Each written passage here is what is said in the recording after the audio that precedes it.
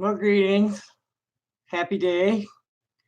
First, let me check my sound and make sure it's okay. I've got everything closed down pretty much. What's this?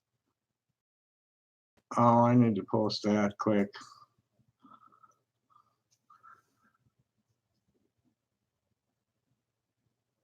I'm not going to stay long. Um, I have the day off today from the show, but I still need to go in and set up my display. Hasn't been set up. We got Mario set up and running, but now we got to set up my display today. Is my audio working, please? Before I get going, there's two things I want to read for you. The coronavirus scare is just so ridiculous. There's so much misinformation out there. Um, yeah, it's real fucking contagious, but it's not very virulent. Um, it's like a mild flu. It's the kill rate's only 2.2%. And they're making a big deal out of it because it's so contagious. It's got the guy who flipped out. That's one of the things that sounds any good. Come on, the machine's not loading very fast. I'm waiting for another window with a tab with YouTube in it to load. Let's kill that too.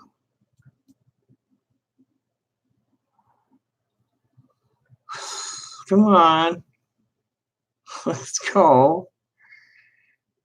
Come on, somebody tell me if it sounds any good. I have a feeling it's not, and there's just assholes around.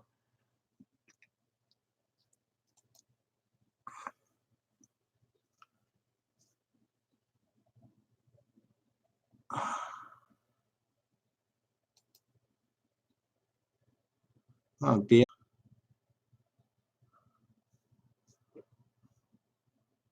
okay, there it is. Now let's find out if the sound's any good.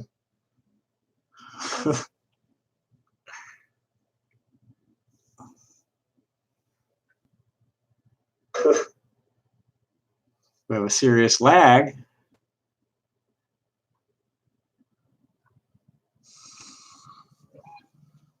What's going on here?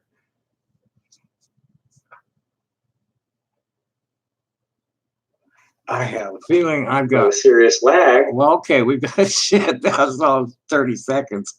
I have a feeling I got like serious cookies too. Let's clear them caches. Whoops, wrong one. That's the task manager.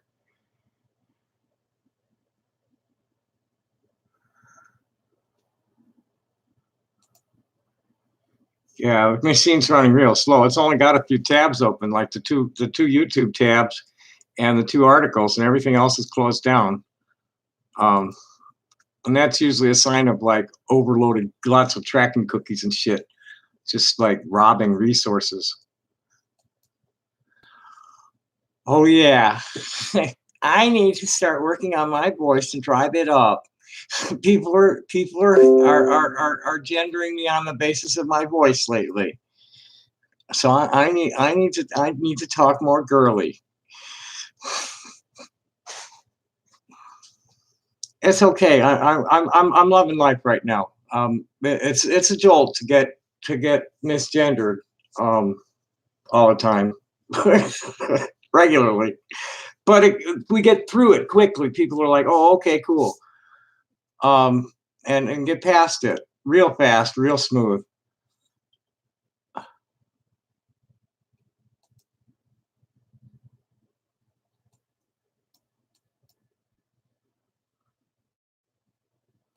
All righty, that's taken care of. Formerly fundy, guy named Benjamin Corey. 10 signs you're actually following Trumpianity instead of Christianity. In the era of Trump's America, I'm working on getting my voice up.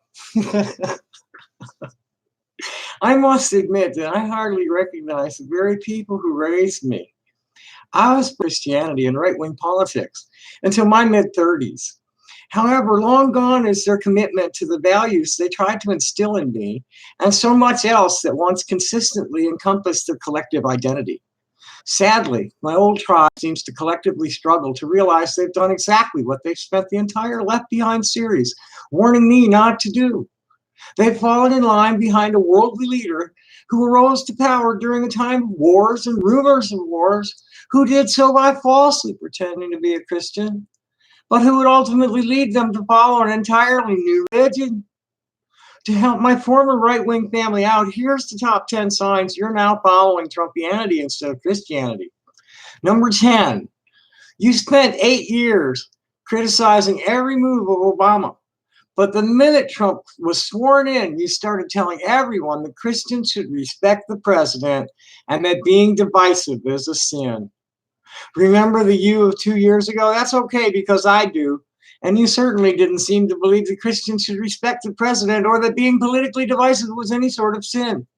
Here I'm recalling you taught me that sin is always sin and doesn't change just because culture changes. Huh?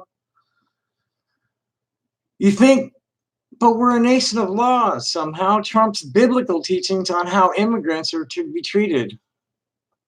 You didn't expect me to forget all of those years where you taught me that the Bible is the final authority for all matters of living, did you? Good, because I didn't, but it certainly sounds like you did. I'm reminded every time you dismiss what the Bible teaches about the treatment of immigrants with, but we're a nation of laws. I thought you'd said, we have a responsibility to follow God's law, not man's law, just a few weeks ago. Silly me. Your church is planning a patriotic worship service for the 4th of July. Let me simplify this for you. There's no such thing as patriotic worship unless you're willing to simply admit you're worshiping your own country.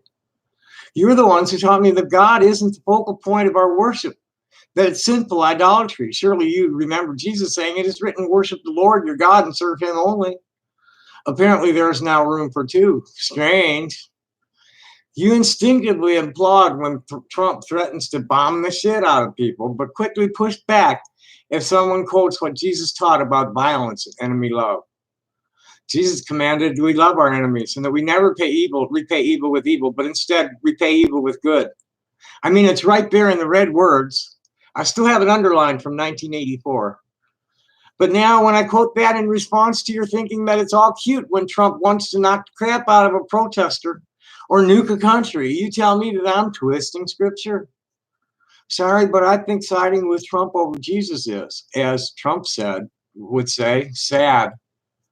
You think that having a filthy mouth and boasting about sexual immorality is a sign of being unsaved, but when it comes to Trump, you all of a sudden have a who am I to judge attitude. I mean, come on. I grew up under your guidelines, and I think we both know that neither one of us ever thought we'd see the day when you become an advocate of not judging. You told me that if I ever had sex before marriage or used the F word, there would be evidence I was never to be saved to begin with. Doesn't it seem odd to you that it was Trump and not Jesus who got you to selectively soften up on the whole judging others thing? Interesting. You think it's God honoring to refuse to bow to his national statue, but that you should be fired from your job, kicked out of the country, or even charged with treason for refusing to stand for the flag? Let me get this straight. When everybody obeyed the king and bowed down to the national statute, and Shadrach, Meshach, and Abednego refused under the pain of death to pledge their allegiance to anyone except God, they were the good guys of the story. But fast forward to present day America, and the good guys are actually the ones who want to force everyone to pay respect to the national symbol. Plot twist. You want the nation to return to biblical values, except for all those socialist sounding biblical things like caring for the poor, welcoming the stranger, giving food to the hungry, etc. So you really want the nation to return to biblical values?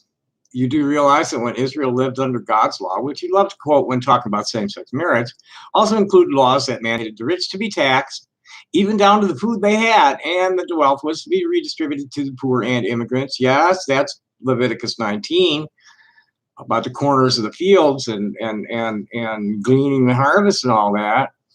Or is this the one situation where you'd rather not remember that you keep saying, but God's law never changes? I'm confused. Your church spends a month a year celebrating the story of a refugee family who fled their violent homeland and secretly crossed the border to safety, only to return home years later where their son became another unarmed person of color killed by the state's violent security forces because they felt threatened. Yet you spent 11 months of the year missing the obvious. Ironic.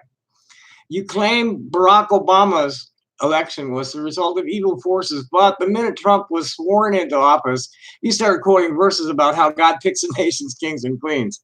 For real, how does this work? Did God only get involved and start deciding elections with the past election cycle, or did you start quoting this verse after the black guy left? There's a lot in this world I don't know, but I do happen to know the answer to that one. That's an easy one. Okay, so the number one reason that you can tell following Trumpianity rather than Christianity is you spent the 90s saying character counts, but now say we don't vote for a national pastor. My absolute favorite sign you're following Trumpianity instead of Christianity. Version of you from today. I'd like to meet the version of you from the Clinton administration. You were supposedly so morally outraged that you coined the term character counts to explain why you felt Clinton was unfit for office.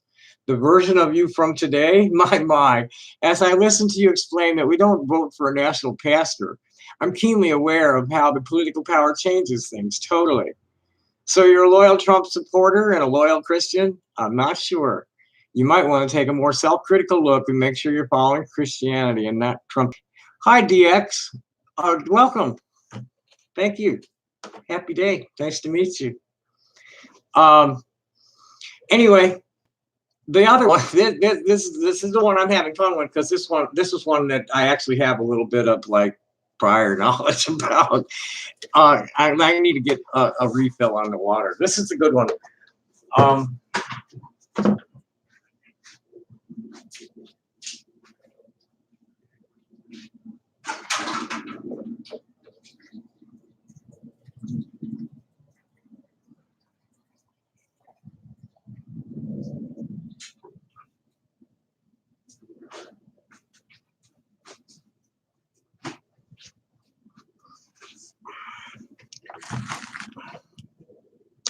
This is a real winner. You know, they've been fear-mongering. I can't call it anything but fear-mongering about a coronavirus breakout, pandemic, coronavirus, for quite some time. I'm not sure when. Bill Gates ran some computer model, and he's talking about 30,000 casualties in the first month under Gates' model. And then I don't remember if they there was another computer model that was done. I don't remember what the numbers they were saying, but Gates was saying there were going to be 30,000 casualties and millions dead before it was over. And yeah, this thing is not much worse than a common cold. You know, it's like mild flu, and it's not killing many people. It's like a 2.2% death rate, and it's just nuts. The QAnon is pushing some stuff called MMS, which is some kind of bleaching agent that there's an FDA warning on it. It says don't be drinking that stuff. If you want to boost your immune system, you want to be doing food grade hydrogen peroxide and oregano oil. And don't pay any attention to anything else. Just watch the death rate. At the moment, it's only killing people that are like have pretty much prior existing conditions that weaken them, that make them susceptible to dying from it. Otherwise, healthy people are getting over it pretty quick. The problem with it is that it's extremely contagious, which set off some idiot in Washington, some guy with a hyphenated name, some Chinese guy named Ding. He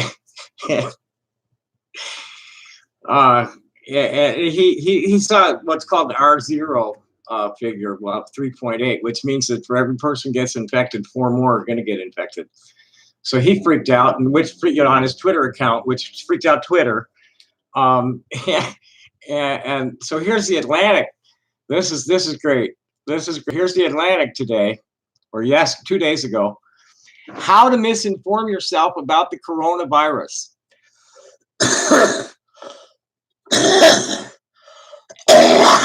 Mm.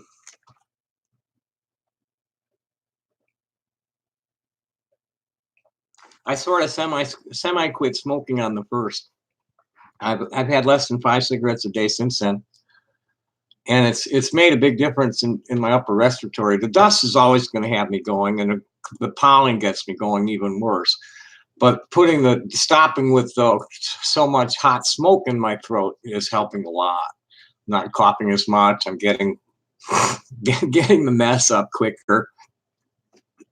My throat's nowhere near as raw. So even if you avoid the conspiracy theories, tweeting through a global emergency is messy, context-free, and disorienting.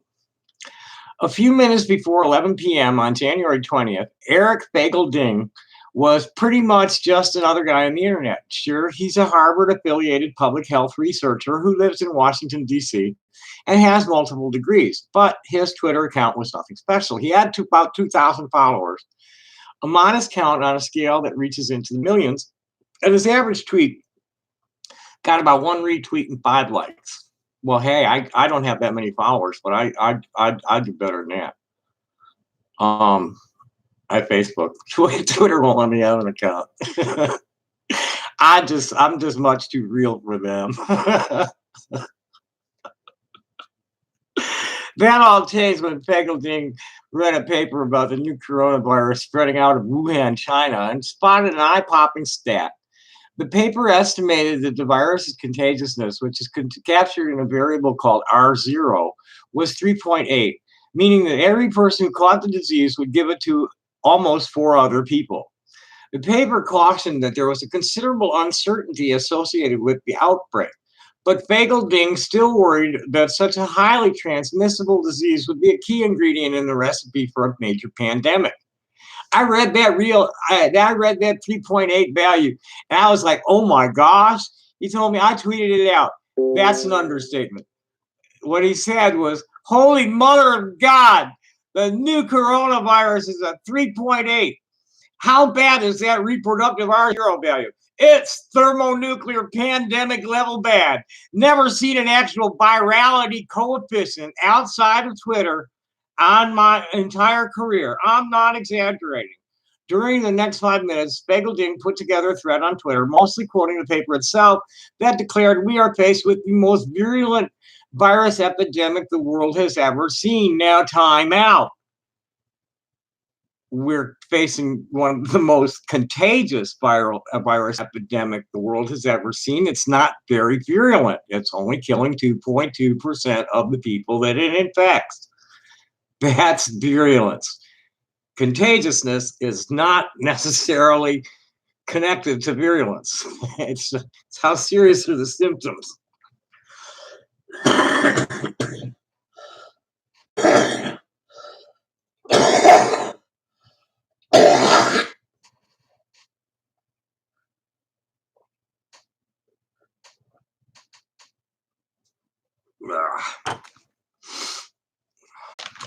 We need some Flonase today. The drip's pretty bad, and the more I talk and rant, the more. So anyway, where were we? Twitter ate it up. Many people seem to be experiencing the outbreak, especially from afar, as some kind of distributed movie. Watching it in grainy cell phone videos sent out of China and populated by Twitter heads filling in the backstory. The thread soon had thousands of retweets. Fagel-Ding's account was flooded with new followers. Here was a Harvard epidemiologist naming the world's darkest fear about the new disease and confirming it. Yet, there were issues with Fagel-Ding's analysis, even if they were not immediately apparent to people simply scrolling through Twitter. The thread exemplified a deep problem on Twitter. The most extreme statements can be far more amplified than more measured messages. In the information sphere, while public health researchers are doing their best to distribute scientific evidence, viral Twitter threads, context-free videos, and even conspiracy theories are reaching far more people. The coronavirus outbreak is a serious public health problem. Although reports began to surface in early January, the Chinese government massively escalated its response last week, calling for an unprecedented quarantine of tens of millions of people. The outbreak struck with a fraught set of geopolitical circumstances. There's the history of the respiratory illness SARS, which was killing about 14%, which wasn't even that big either, because Ebola kills half the people it infects. There is the uncertainty about how transparent the factions of the Chinese government are being about the severity of the outbreak. There is the sheer size of China and the appearance of the disease in the weeks leading up to the new year, which sends hundreds of millions of people traveling across the country. And of course, there is the global competition between US and China, which provides a little extra incentive and prospective attention for Americans on Twitter trying to garner an audience. Most Americans cannot read Chinese, nor are they present in large number on Chinese social media sites such as Weibo and WeChat. The internet has fractured over the past decade, with American and Chinese social media companies carving up distinct parts of the world. While that makes it difficult for many Americans to parse what's happening on Chinese social media, it also creates an opportunity for people who are tapped on both sides. They can arbitrage from the Chinese to the American internet, turning WeChat videos into Twitter gold. Accounts big and small have whipped up quite an apocalyptic figure in the past few weeks, posting scary videos of dubious provenance and veracity. The mainstream media has proceeded carefully, and reporters' stories have seemingly been unable to satiate the rising hunger for more information about coronavirus. I think there was a huge scam at play here. I think that a lot of this misinformation and excitement is being driven by profit motive. This was the ecosystem in which Fagel Ding's thread landed. No wonder it took off. Unfortunately, there were some mistakes. While Fagel Ding included quotes and screenshots of the paper, which was preliminary and not peer-reviewed, he omitted some context, primarily that other infectious diseases such as measles also have very high R0 numbers. He also made a clear error. Ding claimed that the new virus was 8 times as infectious as SARS, when in fact SARS had an R0 ranging from 2 to 5, very comparable with these estimates for the new coronavirus. The science journalist, Ferris Jabber, who watched Fagel Ding's thread wing around the internet that Friday night, told me Fagel Ding deleted the SARS tweet once he realized the mistake. The problems didn't end there, though. Fagel Ding hadn't known that by the time he tweeted about the paper, the researchers had already lowered their estimates to 2.5. And R0, for that matter, is not the be-all and end-all of the danger of a virus. Some highly transmissible diseases are not actually that dangerous. Other experts chimed in to chide his characterizations, and some of his Harvard colleagues talked directly to him. He told me, I think I just heard a knock on my door. Excuse me a moment.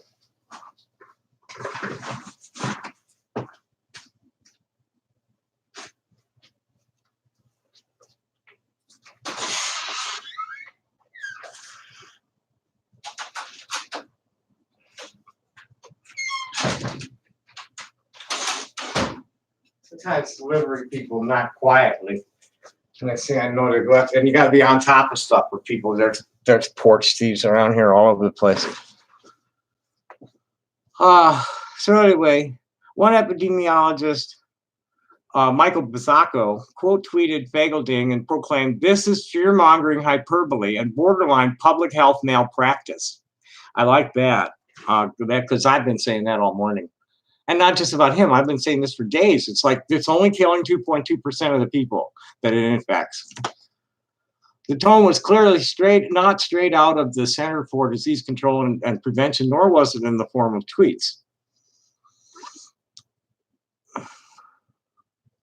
When Jabber began to add up all the issues, he realized that he should create his own corrective thread. I decided to counter with a thread that filled in the missing context and collated some of the known facts at the time along with their sources. By the next morning, both our threads had been amplified. I haven't seen this other guy's thread yet. I should go looking for it. By the next morning, both of our threads have been amplified But his had still been retweeted and liked at least twice as many times. By the time of the writing of this writing, Fagleding's thread has roughly triple the likes and retweets of Jobbers. This is one of the realities of the current information system. While out and out conspiracies and hoaxes will draw some attention, it's really the stuff that's close to the boundaries of discourse that grabs most eyeballs. That is the information that's plausible, and it fits into a narrative mounting outside the mainstream, gets the most clicks, likes, and retweets. Bonus points if it's sensational or something that someone might want to censor. After all, which is more interesting, Holy Mother of God or the essential data are still being collected and assessed, as Jabber ended his thread. In 2018, after years of research into the trouble Facebook was having moderating material on its platform, the company's CEO, Mark Zuckerberg, identified a dark pattern in Facebook's data concerning what he called borderline content, stuff that was almost prohibited by Facebook, but not quite. He made this charge: approaching the line, policy line, prohibited content, allowed content, engagement. The closer it gets to the line, the more it gets engaged. Well, that makes sense. People are schadenfreude junkies. They're just, they're sitting here, looking for excitement. Fagleding's tweets seem to approach the line of what professional ethics would permit public health authorities to say.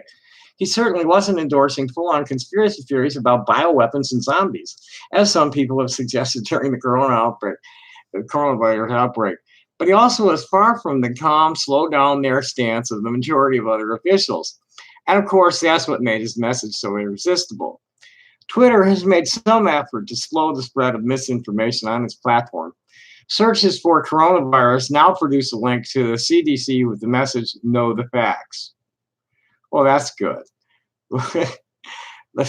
Fagleding, for his part, admits that he wishes he'd worded things a little differently. I really wish Twitter was like Facebook and you could edit. Since his thread went big, he's moderated the tone of his tweets considerably and hewed closer to the public health consensus on how to describe the situation. Still, Fagleding is just one guy on the internet. Many people have been tweeting into the borderline space. Not everyone shows signs of remorse. Misinformation has always been an element of people's response to disease. We didn't have to wait around for social media to be invented to spread rumors or contest facts. But the fundamental difference today is the scope and speed by which social media platforms enable this to happen, and the strangeness of the information networks that are formed in crisis. One user in particular at HowRoute has had tremendously viral tweets about the terrible danger the world faces. These have drawn more likes and retweets than anything from Fagleding or Jobber. One shows people in hazmat suits on an airplane. Breaking news: this is not a scene from some apocalyptic horror movie. This is a coronavirus outbreak in China, Howard posted. The tweet has been retweeted and liked about 50,000 times. The SARS-like virus has already spread to 4 countries and infected more than 1,700 people.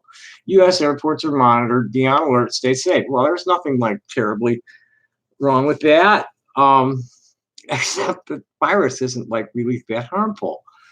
The account has also posted videos supposedly showing people dead in the hallways of hospitals and someone twitching under a hospital seat. Most of the videos seem to be real, but the context is missing. Within the apocalyptic frame they've been giving, they are terrified. This probably has nothing to do. Let's see if we can find any of these. Oh, just Twitter.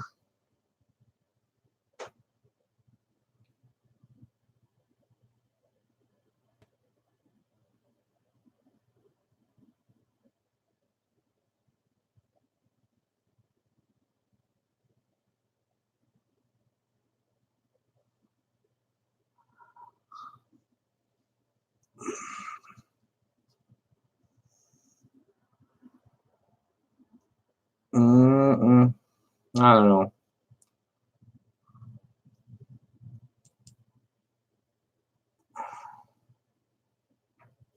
I don't know.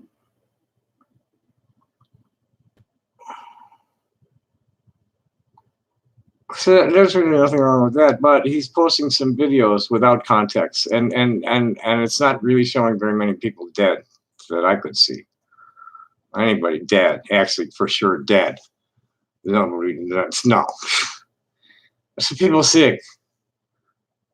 The name on the account is Max Howrout, but I've been unable to find any person by that name in public record searches. There's no record of Max Howrout working at a publication or producing work other than some satirical YouTube videos. Yet the account describes Howrout as a journalist. Before the Wuhan crisis, Howrout had mostly posted anti-Trump memes. Since the viral hit, the account has gone all in, tweeting completely context-free videos and charging its critics with being Chinese Communist Party trolls. You're a liar, and I'll report you to Twitter, Howrout tweeted at Hong Kong dissident artist Badiou Cao. You're obviously new here. I'm one of the most trusted sources on coronavirus reporting on Twitter. How dare you to question my reporting? It's not clear what Howrout is doing or who is responsible. The account, it often posts using we, has not responded to my request for an interview and studiously maintains that everything it has posted has been verified. According to fact-checking by BuzzFeed's Jane Litvinenko, this is not true. Is Howrout somehow seeking global attention? Someone who believes that they are doing is righteous? Someone who's simply an exploitative grifter? Perhaps the only clear thing about the account is that it has helped shape the online conversation about the coronavirus outbreak, regardless of its intentions. It may be that Howrout is one of the most trusted sources on coronaviruses reporting on Twitter, which is exactly the problem. Some entity with no discernible knowledge about China, epidemiology, or infectious disease, working from a pseudonymous account, pseudonym account has become a leading source for people across the world about a global pandemic. That was by Alex Madrigal, a staff writer and the author of Powering the Dream, The History and Promise of Green Technology. So you got anybody here talking? Nope. Nope. Anyway, thanks for coming. I'm probably not gonna, there's a lot going on politically with all these hate bills everywhere. I'm waiting on a call. Hopefully I'll have the camera running and from the South Dakota governor's office regarding their bill that's trying to outlaw gender affirming care for minors. I don't know why it's running so slow now, and it's just slow. And this machine's got more guts than that.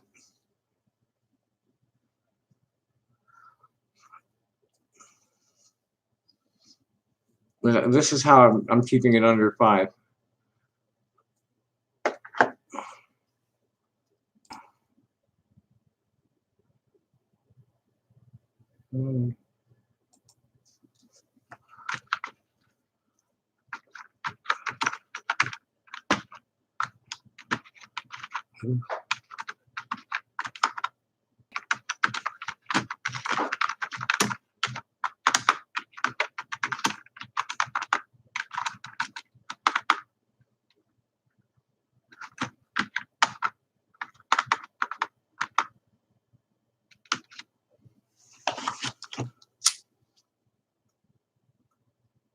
Yeah, I get 2 Swisher Sweets, and that's my day's ration of tobacco.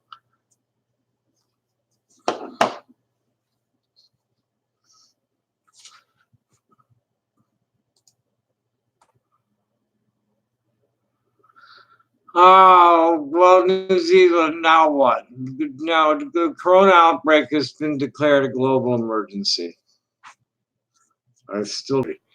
This is from News Hub, New Zealand. The WHO has declared it a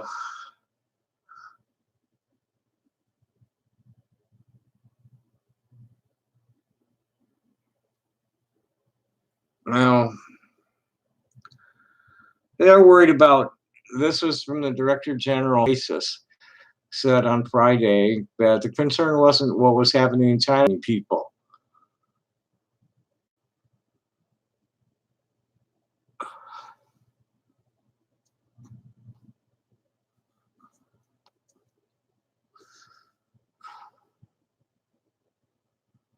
Yes, 170 deaths in 7,800 cases.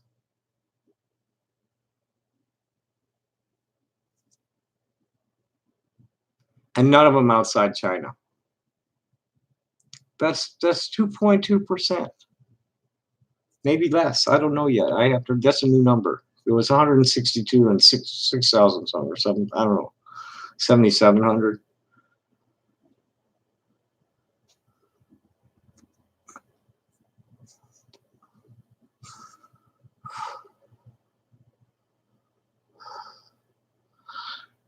There's money behind this. I'm sure of it.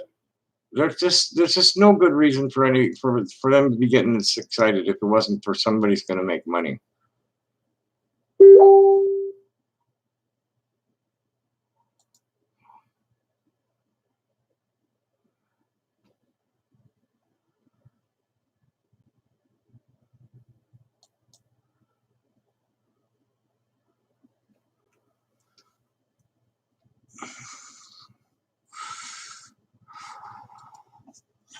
I will tell. JP just got JP Martin, local activist, just got elected to the Pima County Democratic Executive Committee.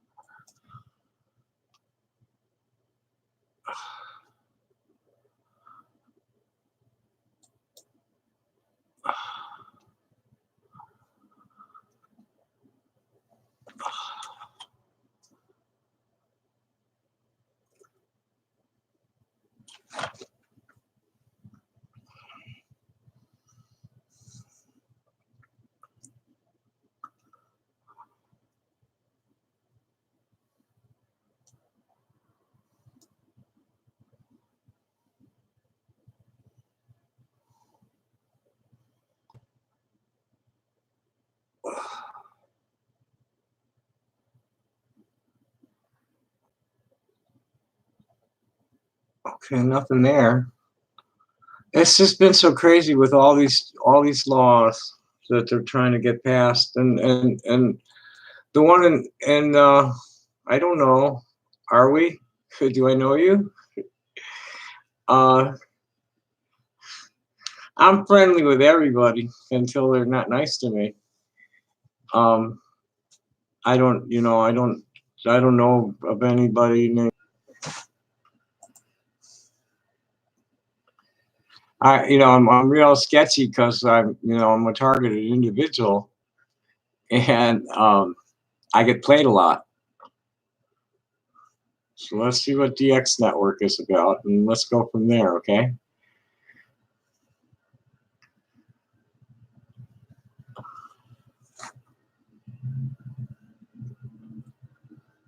I don't know why my machine's taking so much time to resolve a freaking page. I have a really good connection, usually.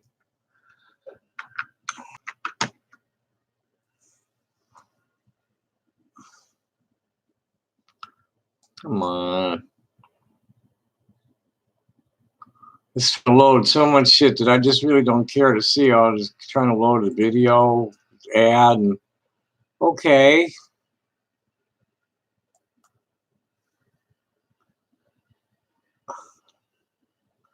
So this is you with. Are you ready? You think you can tell us what to do? You think you can tell us what to wear? You think that you're better? Well, you better get ready. Bow to the masters. Break it down.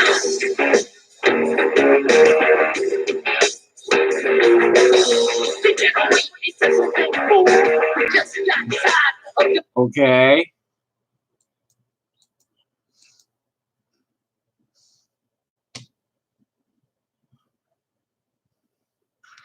Oh, hey, man. If you've been around YouTube, I'm just a crazy old hippie. Okay. I've been trying to since 1999 and just getting like totally toasted. They blew up 50 machines on me between 1999 and 2005, 2006 when I finally was able to go on wired. When I was on the lines, boy, they just eat my hardware up. Here I am, a independent content producer representing a network of hippie artists. We're the old social justice warriors, man. I got friends that have been on the front lines of this shit since they shot my best friend. She says her epiphany came, and she's Little Pete's grandma, Jenny Kastner, Grandma Pete, became an SJW in 1961, January, right about now. I think it was January 26, 1961, when Patrice Lumumba was murdered. My opinion of your network so far, I only listened to the trailer. I'm looking at your titles. Here, let's see what this is up to. Here's a 1 minute one. What's this? The spiritually ill.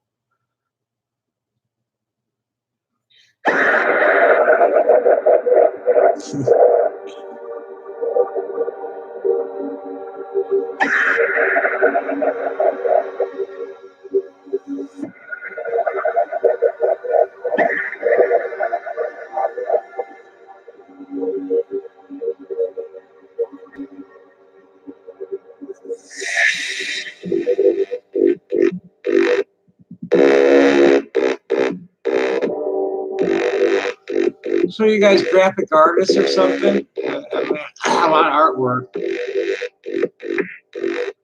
Hello. Okay, so that's just gonna be like this. Where's your rap? What's your rap? that's Ready? I see you're opposed to racism. That's a good sign. What's this? Somebody, you guys were at a demonstration.